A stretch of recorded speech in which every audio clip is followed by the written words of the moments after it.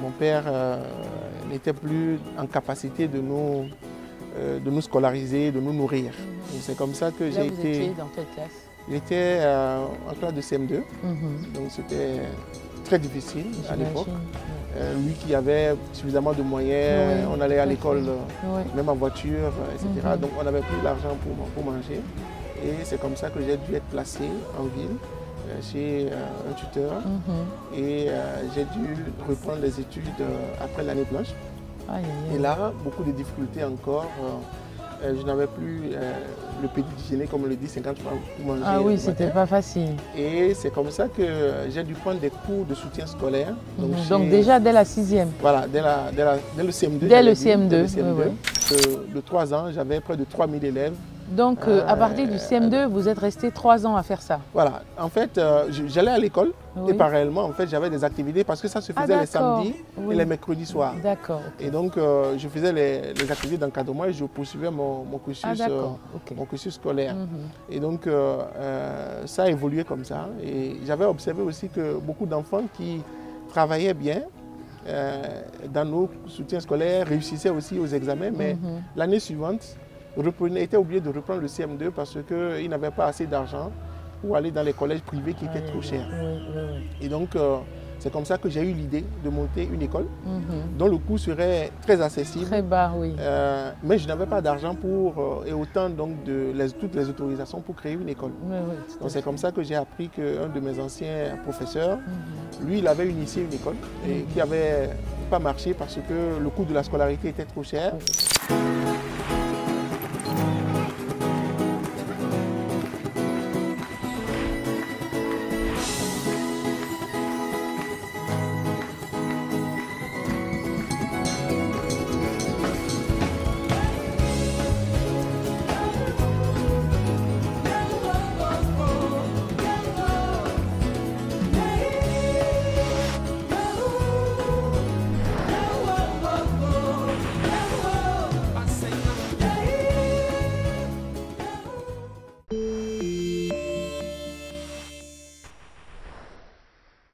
Salut à tous, très heureuse de vous retrouver pour la suite et fin de votre émission Leitmotiv consacrée au Dr Alain Kapouchichi, PDG d'un institut international spécialisé dans l'enseignement supérieur et la formation de jeunes futurs entrepreneurs.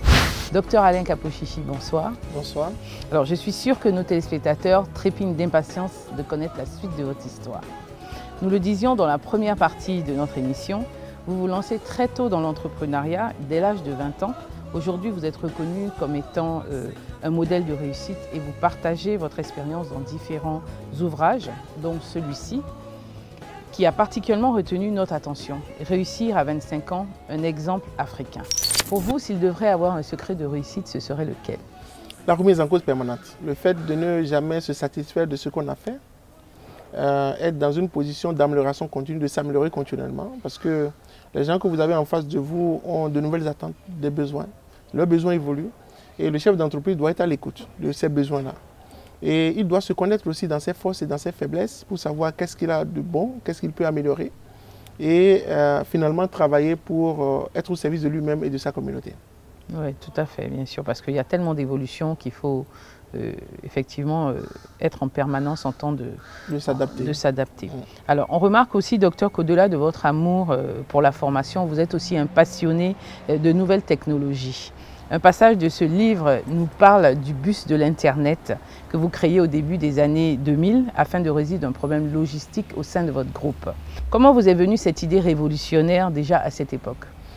Alors, l'idée est venue tout simplement parce que j'avais 70 établissements et j'avais qu'un seul cybercafé. En fait, pour mettre en place à l'époque une salle cybercafé, les ordinateurs ne couraient pas par les rues, la connexion Internet coûtait 500 000 francs CFA par mois et il fallait avoir une logistique et autres et tout. Et donc, avant, je déplaçais les élèves des autres villes pour venir faire les cours d'informatique dans la seule salle informatique qu'on avait, une fois dans la semaine.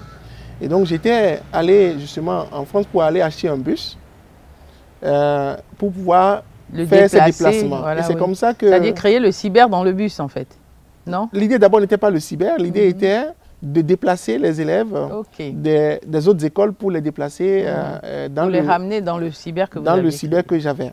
Et c'est comme ça qu'un monsieur m'avait proposé d'acheter son bus et pour augmenter, en tout cas pour me montrer les capacités du bus, avait ouvert la partie où qu'il avait utilisé pour une pharmacie mobile.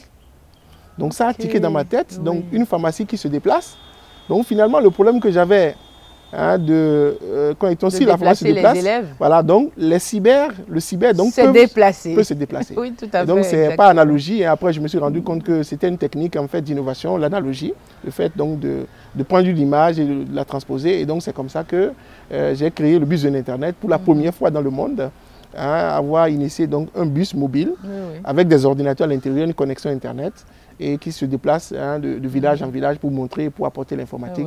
Les élèves doivent être ravis. Les élèves étaient ravis. C'est très innovant. Ça m'a positionné, c'était très innovant. Donc j'ai fait mes premières interviews au niveau international et j'ai été décoré après au sommet mondial sur la société de l'information, où on m'a invité pour présenter mon initiative. Ouais. Alors, toujours en parlant de nouvelles technologies, vous décidez encore une fois d'innover en créant une unité d'assemblage d'ordinateurs en Côte d'Ivoire. Parlez-nous-en. Voilà, parce qu'en fait, on donnait des ordinateurs à nos étudiants, c'était des ordinateurs cathodiques. Et j'allais même dans les usines, je visitais, je me suis rendu compte que ce n'était pas si compliqué que ça, le fait donc de monter des ordinateurs. Moi, j'étais de formation informatique, en tout cas j'étais dans l'informatique, et je voyais qu'il y avait un moyen pour qu'en Afrique, on puisse mettre en place cette initiative. Et donc c'est comme ça que j'ai travaillé sur le programme, sur le projet, et la Côte d'Ivoire m'a offert, à mon sens en fait, une plateforme avec le village des technologies de l'information et de la communication qui permettait d'avoir 0% de droits de douane, 0% d'impôts et vraiment une attractivité, l'accueil donc des membres du ministère, de l'Agence nationale du service universel. Et donc on avait vraiment tout l'écosystème pour la mise en œuvre de cette initiative. Nous-mêmes déjà on était des consommateurs d'ordinateurs. Ça nous permettait d'avoir à remettre à chaque étudiant donc un ordinateur à moins de coûts. Donc, au lieu d'aller acheter des ordinateurs, on pouvait le mettre à disposition. Et après, nous avons permis à d'autres citoyens ivoiriens, puisqu'on est agréé par l'Agence nationale du service universel, donc on travaille sur le programme du président, qui est le programme Un citoyen, un ordinateur. Donc avec ça, aujourd'hui, on arrive à offrir des coûts qui sont relativement bas. Non pas parce que la qualité est basse, mais vraiment à cause des avantages qui sont offerts et du fait que la main-d'œuvre est sur place, nous arrivons à donner des coûts qui sont totalement accessibles. En tout cas, félicitations. Merci. Alors, docteur Kapo-Chichi, votre implication dans l'enseignement supérieur est presque un sacerdoce, au point où vous pilotez en ce moment même un projet très important avec votre ministère de tutelle. Votre ministère de tutelle ivoirien, quel est ce projet ? Voilà, donc je voudrais vraiment remercier maintenant la ministre Diramata qui est très accessible, qui est très engagée pour l'enseignement supérieur. Nous avons signé une convention pour mettre en place donc un pôle d'innovation au niveau de Bingerville. Donc c'était vraiment une idée qu'elle avait portée et avec un atelier de fabrication qui est aujourd'hui fonctionnel, dans l'objectif que chaque étudiant, quand il rentre à l'école désormais, il faut qu'il devienne un entrepreneur. Et là, ça a demandé à réinventer le système parce que c'est un nouveau type donc, de pédagogie, une pédagogie active où l'étudiant apprend en faisant. 2 semaines à l'école et 2 semaines dans l'écosystème de l'entreprise avec un parcours qui lui permet de créer son entreprise et un financement, une prise de participation qu'on va faire. On prend le pari que les jeunes qui vont venir donc, dans cette formation-là vont devenir entrepreneurs et c'est une fois qu'ils ont créé leur entreprise qu'ils vont payer leur formation. Ça veut dire qu'ils arrivent sans forcément, rien qu'avec leur idée, il faut qu'ils aient leur baccalauréat juste, ils sont orientés par le ministère et nous on les prend et on va en faire des entrepreneurs qui vont créer des emplois pour eux-mêmes et pour la communauté.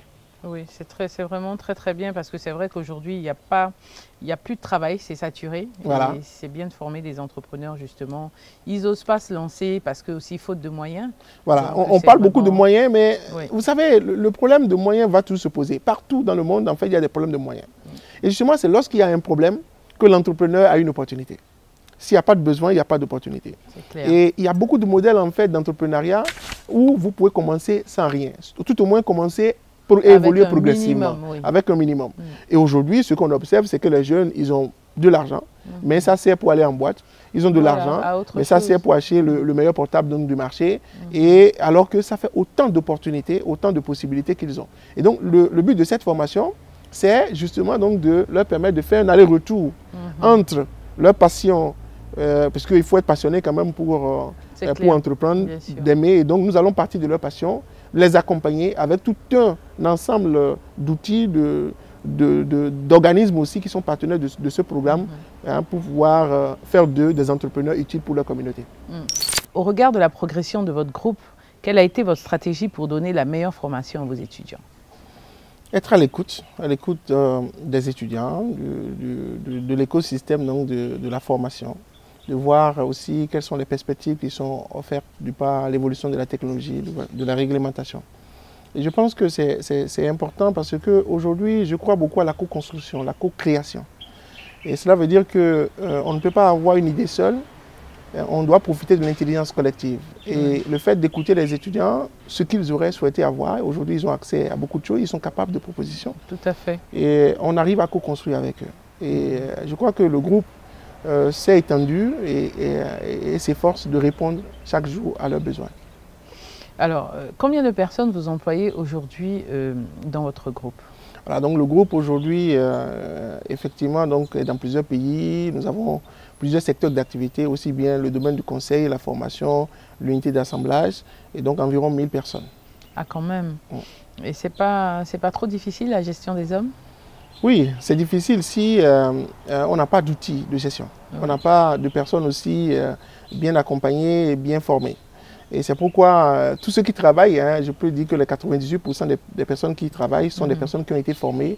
Et donc, j'ai donné des bourses pour, par exemple, mes collaborateurs pour faire le thèse de doctorat. Donc, une vingtaine de personnes. Donc, l'idée, c'est de savoir que personne n'est éternel et que nous avons l'ambition de construire un groupe qui aura cette capacité d'avoir un peu plus de moyens, de ressources pour assurer sa pérennité, même si on est sûr quand même que pérennité, il n'y en a pas.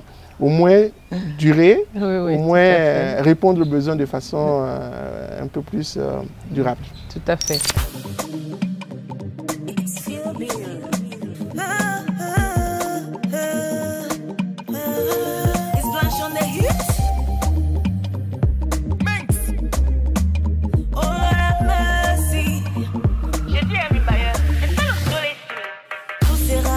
Tu racontes sur moi, diffère de ce que tu racontais avant. On vous connaît. Et tu te crois le maître du monde, ça te monte dans la tête. Regardez-moi la sorcellerie, na foyer dans bateau, foyer dans bateau. Si ma people est assez yawa dans gaso, ici everyone the was, see everyone la foyer dans bateau, foyer dans bateau. Si ma people est assez yawa dans gaso, ici every panther. Jumba no be married oh ah oh, Jumba no be married.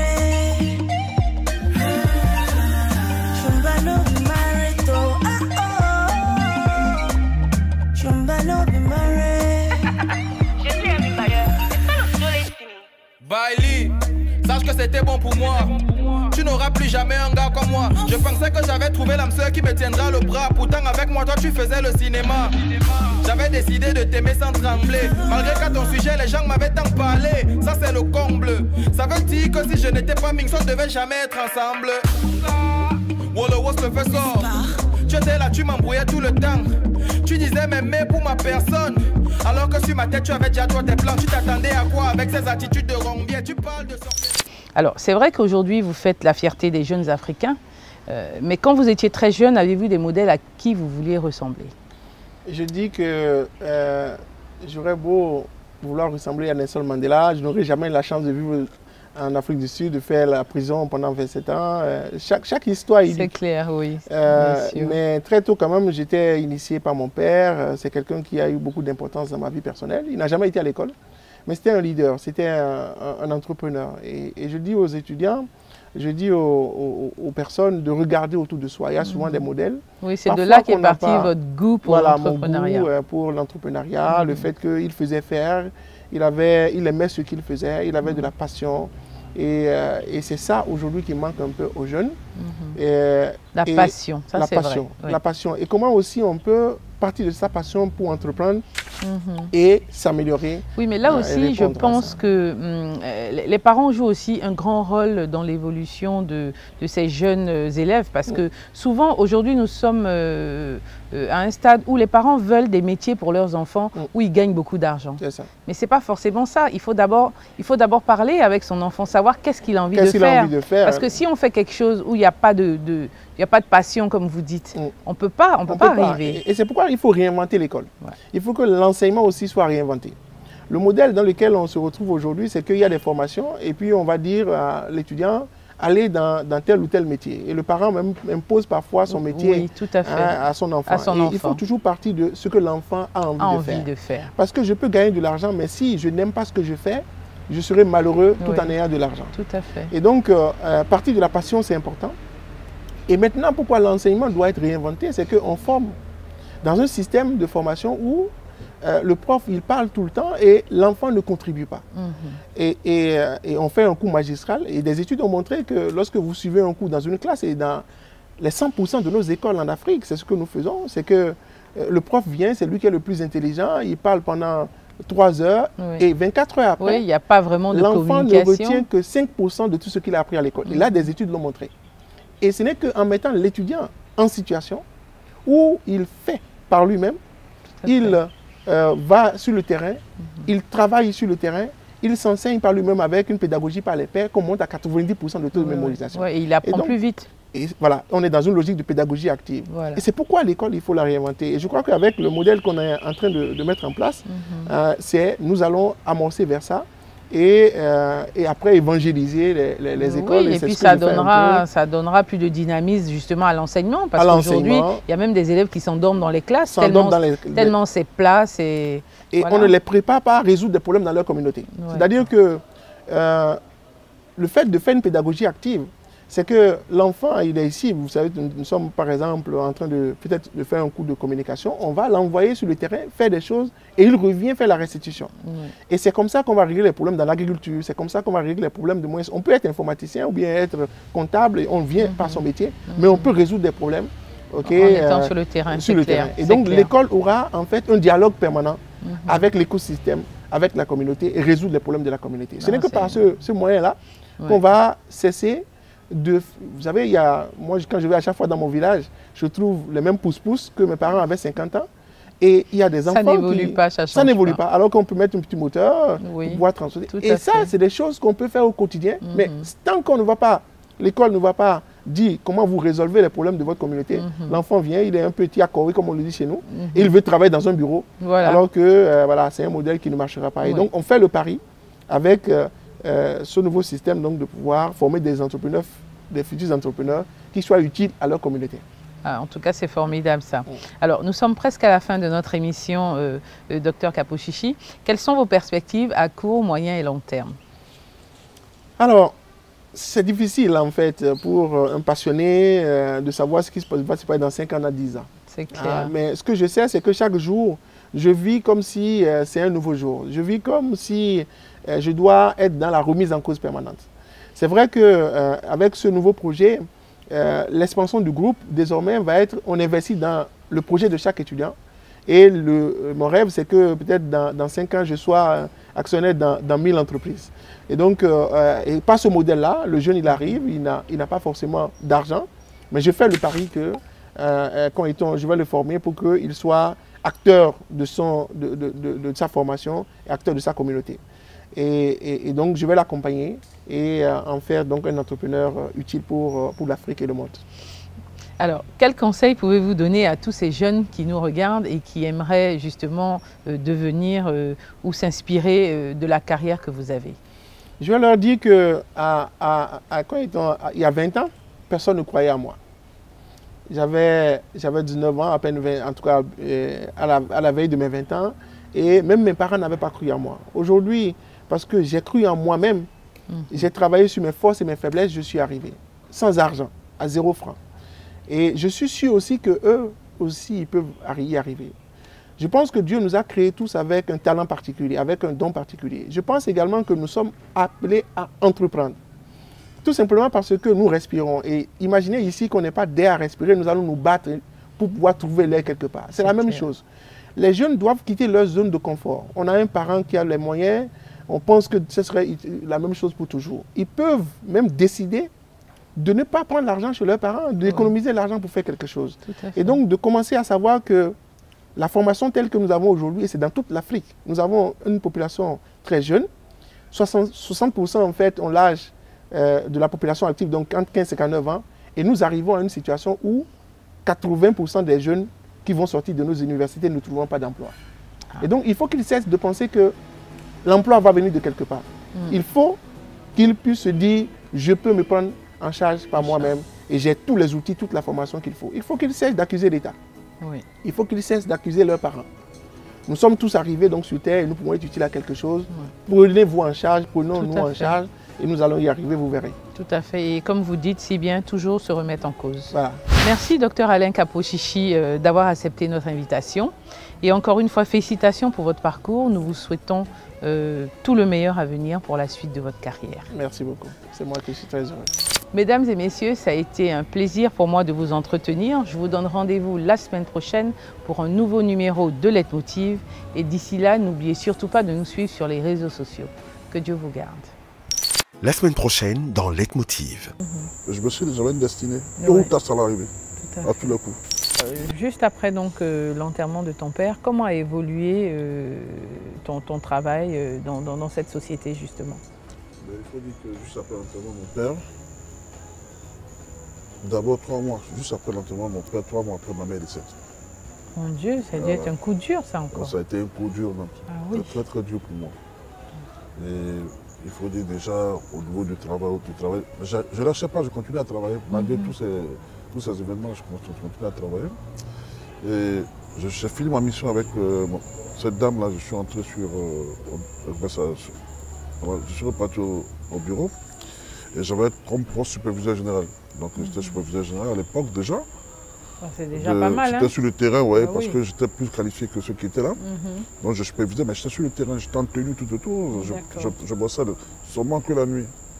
Donc je partais à 18h, je rentrais à 6h, 7h du matin, tout autour. Donc je faisais le boulot de superviseur parce que dans la journée, il y avait un responsable qui lui était un Français. Lui s'occupait de tout, donc il me passait la main le soir. D'accord, c'est le plus difficile d'ailleurs. Pour pouvoir suivre les éléments sur le terrain, tout ça. Et donc, dans ça, chaque fois, et après, comment on appelle ça, ces derniers-là se retrouvaient tranquillement chez eux, et moi je me tapais tout le boulot. Oui, et toi tu t'es tapé tout voilà. Et ils venaient, ils faisaient leur temps, 2 ans, 3 ans, tout autour. Et après, le patron un jour m'a appelé pour me dire, écoute, je vois que quand tu bosses avec toi, c'est toi qui fais tout. Toi qui gères tout, c'est toi qui fais tout. Pourquoi ne pas te garder là? Et puis tu pourras tenir ces sujets, je peux. Si vous me donnez, je peux tenir. Donc on va t'essayer 1 mois ou 2 pour voir si tu peux quand même tenir. On va te faire continuer seul alors. Je dis ok, il n'y a pas de souci. Donc c'est dans ça qu'il me tend la pêche. Et moi j'ai récupéré le groupe qu'on appelle l'assistance. Donc j'ai géré ça correctement. Et après, pendant les 2 mois, il était très satisfait jusqu'au point où il m'a gravi les échelons. Je suis passé de superviseur général à CO. Chef des opérations. Donc je suis passé chef des opérations. Donc je gérais toutes les opérations, tout autour. Mais il fallait toujours que quelqu'un soit au-dessus de moi. Comme étant un modèle de réussite et vous partagez votre expérience dans différents ouvrages, dont celui-ci. Je recommence parce que quand je vais dire dans celui-ci, je peux faire ça au moins. Mesdames et messieurs, ça a été un plaisir, un grand plaisir pour moi de vous entretenir. Je vous donne rendez-vous pour votre prochain numéro de Leitmotiv. Et d'ici là, n'oubliez pas. Mesdames et messieurs, c'est ici que s'achève